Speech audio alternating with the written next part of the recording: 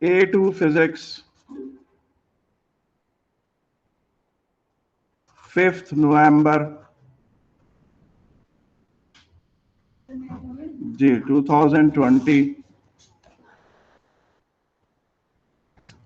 Faraday's law of electromagnetic induction.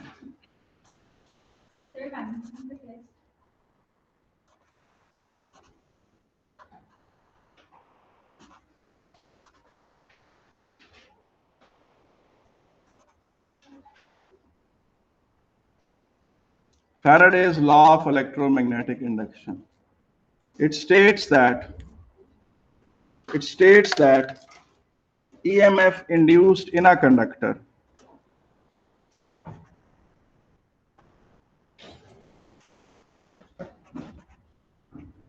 EMF induced in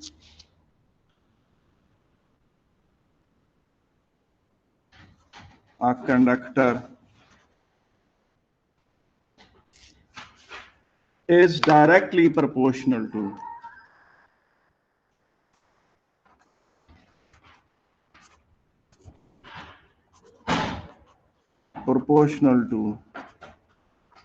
rate of change of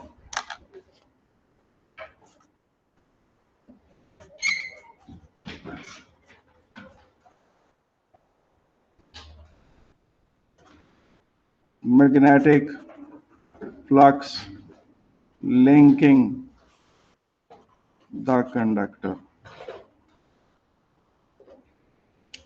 ये है जी statement Faraday's law की।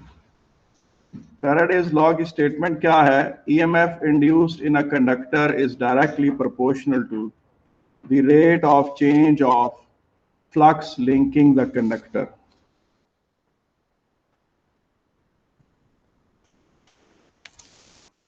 EMF induced in a conductor this is the first point of our today's lecture.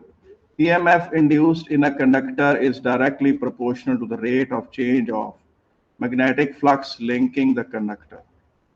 और इसकी जो mathematical form है, ये आपने O level में भी पढ़ा हुआ है, याद आपको कि नहीं? ओ लेवल में पढ़ा हुआ है कि नहीं? हाँ, आपने ये नहीं पढ़ा था EMF induced is directly proportional to the rate of cutting of magnetic field? हाँ, ये वही है। वो जो आप पढ़ते थे ना in O level, you use to state it like this. We stated it like this.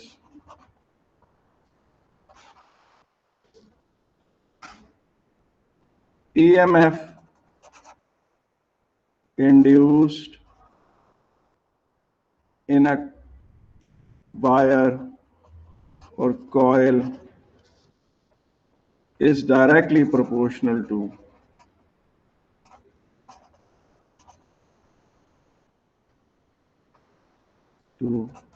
rate of cutting of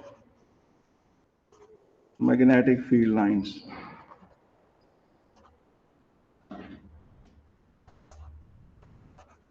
इस तरह की चीज पढ़ी थी आपने कि नहीं?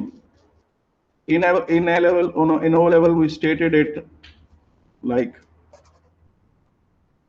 EMF induced in a wire or a coil is directly proportional to the rate of cutting of magnetic field lines. अब थर्ड पॉइंट आ गया इसकी मैथमेटिकल फॉर्म।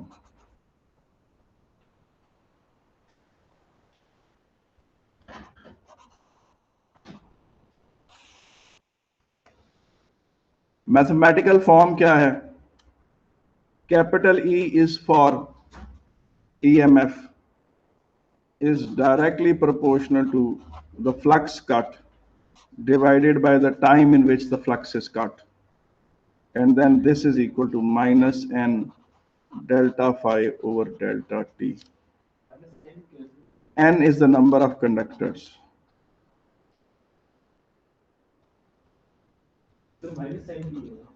मैं बताता हूँ। Number of turns, conductors or turns. Negative sign is because of Lenz law.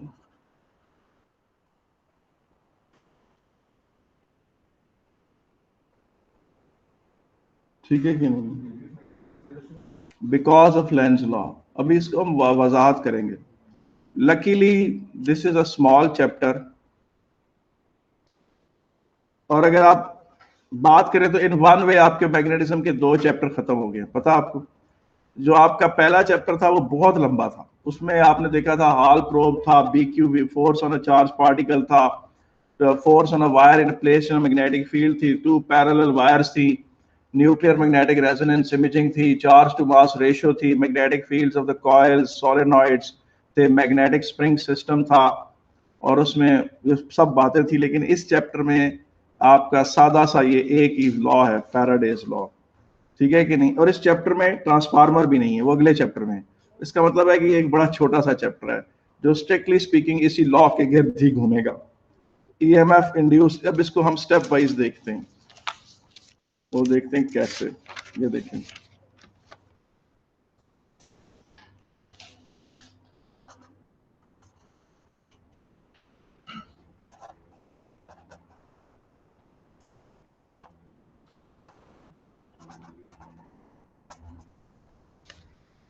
अच्छा जी, ये देखें, ये कोई एक सिंगल टर्म है, इट्स अ सिंगल टर्म,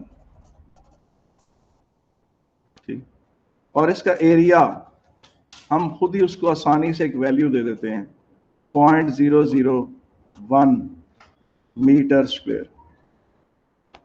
ठीक है, और यहां से आप एक मैग्नेट को नीचे ला रहे हैं, और ये मैग्नेट तेजी से नीचे आ रहा है, ठीक है कि नहीं, और ये मैग्नेट जो है यहां से यहां आने में 0.1 सेकेंड लेता है। ये मैग्नेट यहां से यहां आने में 0.1 सेकेंड लेता है। तो जाहिर है पहले इस मैग्नेटिक फील्ड की जो यहां पर मैग्नेटिक फील्ड इंटेंसिटी रीच कर रही है वो कम है, जब वो जरा करीब आ जाता है तो वो जरा ज्यादा स्ट्रांग हो जाती है। तो इसका मतलब है कि the magnetic flux density, magnetic flux density जो है, इट इंक्रीजेस फ्रॉम, फर्ज करें it increases from 0.1 tesla to 0.5 tesla कह लें, या 0.6 कह लेते हैं, कि magnetic flux density increases from 0.1 tesla to 0.6 tesla. तो इसमें जो इनिशियल फ्लक्स था वो कितना था, ये मैं आपको पता है, आपने ओ लेवल में पढ़ा हुआ है ना, कि ये कोई टर्न हो और एक मैग्नेट इससे यहां पर पड़ा हुआ है, इस मैग्नेट की मैग्नेटिक फील्ड लाइन जिसमें से थोड़ी सी पास तो करेंगी, इसको अफेक्ट तो करेंगी, और फिर जब उसी मैग्नेट को आप सडनली इसके बहुत करीब ले आएंगे इस तरह से करके, तो मैग्नेटिक लाइंस ऑफ फील्ड इसमें से इंक्रीज कर जाएंगी, मैग्नेटिक फ्लक्स इस टर्न में से इंक्रीज कर जाएगा। ये एक सिंगल टर्न है, एक सिंगल टर्न है, एक ही टर्न है, तो इसका N1 है ये।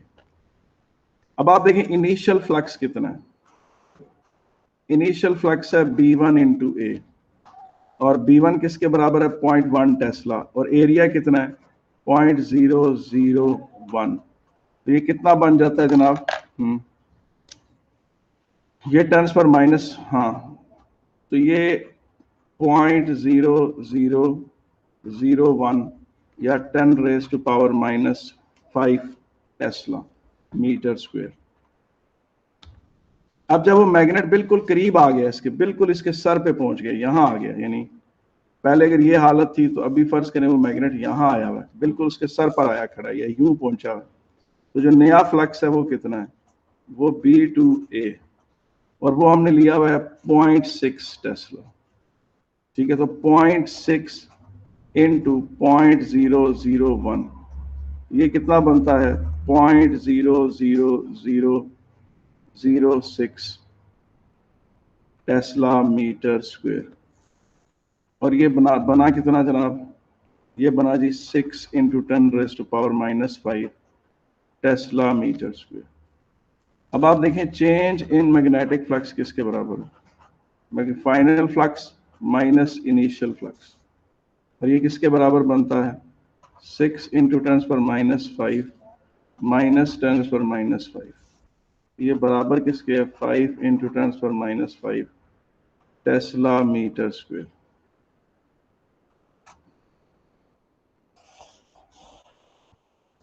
ये इस तरह से, अब ये सारा चेंज इन फ्लक्स कितनी देर में रूनुमा हुआ? 0.1 सेकेंड्स के अंदर। तो इसमें ईएमएफ कितना इंड्यूस होगा?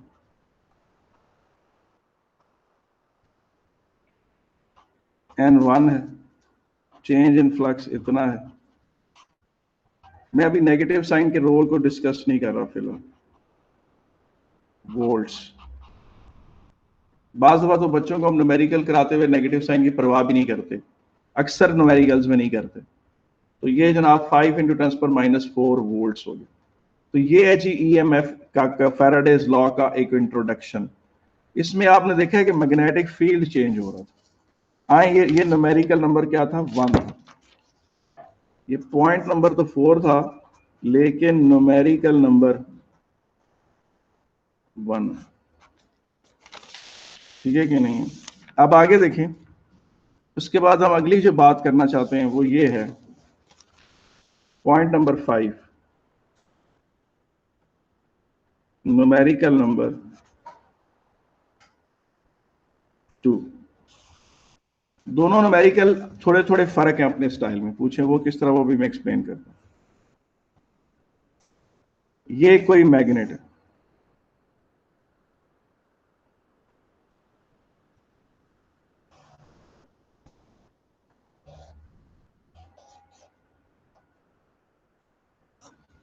ये इस तरह से है।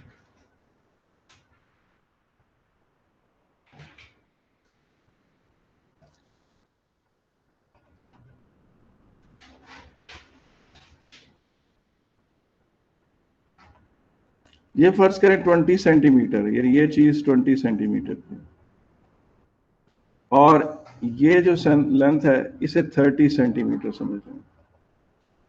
यानी ये लेंथ कितनी है? 30, और ये लेंथ कितनी है? 20 सेंटीमीटर। अब आप मुझे बताएं कि ये साउथ पोल का जो फेस एरिया है, ये सामने सामने वाला, ये नॉर्थ पोल का जो एरिया है, ये सामने वाला, ये कितना है? एरिया ऑफ द पोल, या frontal area of the pole कहें अगर आप, सामने वाला area of the pole, of any of the पोल।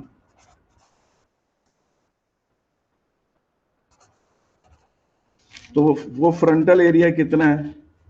वो 30 सेंटीमीटर इंटू 20 सेंटीमीटर, यानी कि 600/10,000, 0.06 मीटर स्क्वायर। अब ये है जी फ्रंट का इसका जो एरिया है, ठीक है, हमने मान लिया इसको। अब यहां से, और इसका जो मैग्नेटिक फ्लक्स डेंसिटी है वो है जनाब, फर्ज करें आप उसको कह लेते हैं 500 मिली टेस्ला। तो जनाब total magnetic flux between the two poles कितना है? टोटल मैग्नेटिक फ्लक्स जी, total magnetic flux between the two poles, total magnetic flux between the two poles जो है वो B × A कर लें, और B कितना है? 0.5 टेस्ला को मैं कन्वर्ट करूं, 500 मिली टेस्ला है तो 0.5 टेस्ला हो गया, इनटू 0.06, तो ये बन गया जी 0.03। ये क्या बन जाता है? 0.03 टेस्ला मीटर स्क्वायर, ठीक है। अब फर्ज करें यहां पर कोई वायर थी और उसने इसको कट किया, कोई वायर थी जिसने इसको कट किया, और इस तरह से कट किया, ये नॉर्थ पोल है, ये साउथ पोल। ये नॉर्थ पोल की विड्थ जो है वो आपको पता है 20 सेंटीमीटर है, और साउथ पोल की विड्थ भी 20 सेंटीमीटर है, और ये वायर है, और ये वायर तेजी से यूं गुजर गई, और इस वायर ने मैग्नेटिक फील्ड को क्रॉस करने में 0.1 सेकेंड लगाया। तो आप खुद देखें, if the wire takes 0.1 second to cross the magnetic field,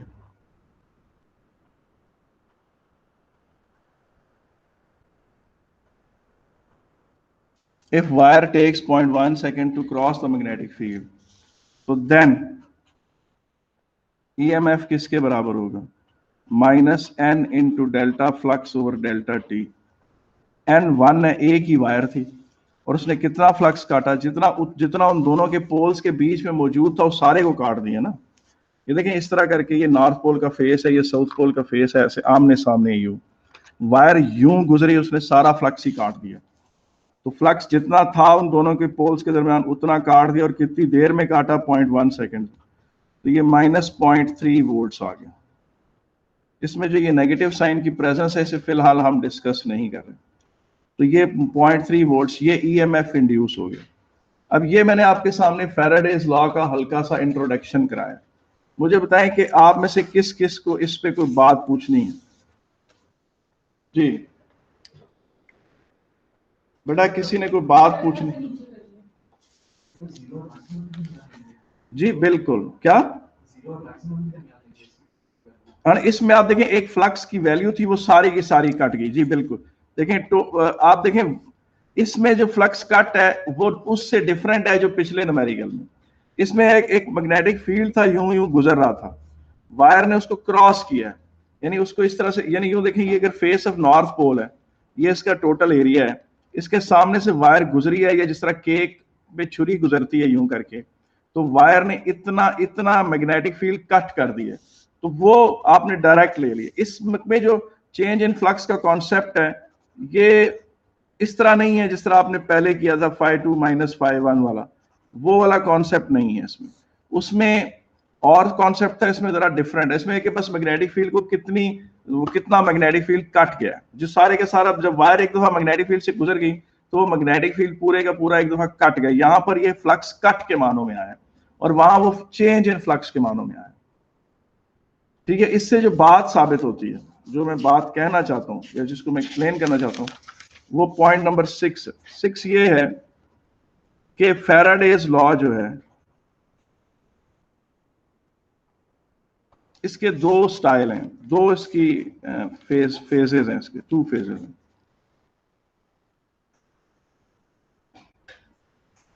क्या है? पहला है moving a conductor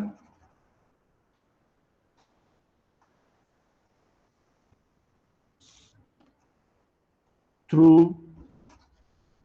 a magnetic field of constant value.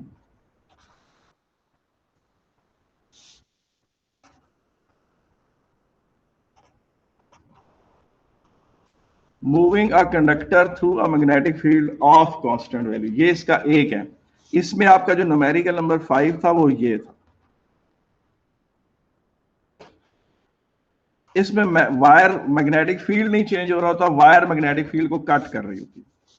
Wire is cutting magnetic field lines. इसमें जो डेल्टा फाई है means cutting of magnetic field, कि कितने area के मैग्नेटिक फील्ड को के बीच में से एक दफा वो गुजर गई है वायर। और this thing then later on leads to generator. ये चीज लेटर ऑन जनरेटर की तरफ जाती है। वायर जनरेटर में भी स्टेशनरी मैग्नेट्स होते हैं और वायर मैग्नेटिक फील्ड को काट रही होती है। अब इसके अंदर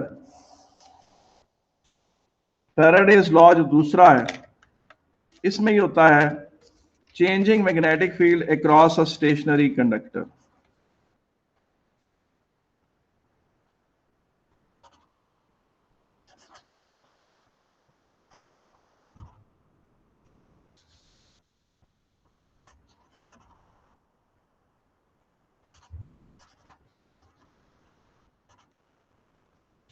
इसमें ये होता है, देखिए जिस तरह एक कॉयल है वो रुकी हुई है और मैग्नेट सडनली आप उसके ऊपर थ्रस्ट करते हैं। आपने वो लेवल में पढ़ा था कि जब मैग्नेट करीब आता है कॉयल के तो कॉयल में वोल्टेज पैदा होती। अब हुआ क्या है, कॉयल तो रुकी हुई है मगर इसकी मूवमेंट से इसके क्रॉस मैग्नेटिक फील्ड चेंज हो रहा है, तो ये इससे वोल्टेज जनरेट हो रही है। ठीक है कि नहीं? इसी में ये देखें फिर एक कॉयल है और उसके साथ एक दूसरी कॉयल है, इसमें करंट चेंज होगा, करंट चेंज होने से इसका मैग्नेटिक फील्ड चेंज होगा, इसका मैग्नेटिक फील्ड चेंज होगा तो इसमें क्या प्रोड्यूस करेगा, वोल्टेजेस प्रोड्यूस करेगा। तो इस तरह से भी ये भी जो है वो क्या है, इसमें भी ईएमएफ इंडक्शन का कॉन्सेप्ट है। इसमें भी बेटा क्या है, ईएमएफ इंडक्शन का कॉन्सेप्ट है। इसमें भी आप देखें कि ये कॉइल रुकी हुई है और इसका मैग्नेटिक फील्ड इसके साथ लिंक हो रहा है और इसका मैग्नेटिक फील्ड चेंज हो रहा है, तो रुकी हुई कॉइल के अंदर मैग्नेटिक फील्ड चेंज हो रहा है।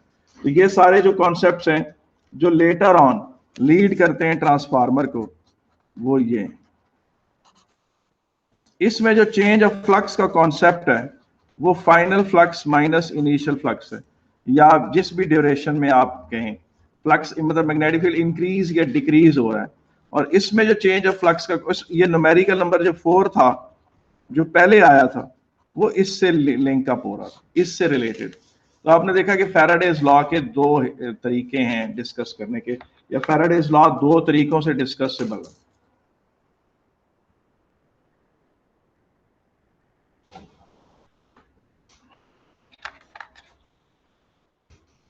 तो मसला तो नहीं है बेटा इसमें।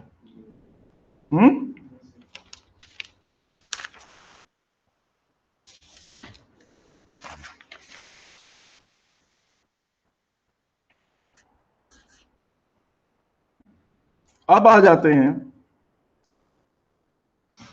इन O level and A level we have studied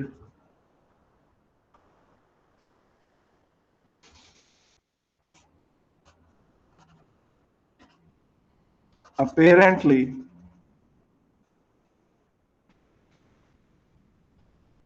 two opposite phenomena।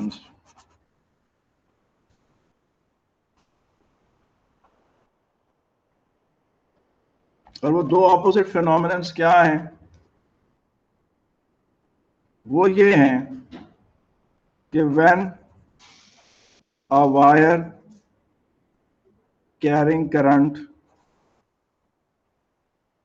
is placed in magnetic field, it experiences force. It experiences force, okay? When a wire carrying current is placed in magnetic field, it experiences force, okay? When a एक minute बेटा,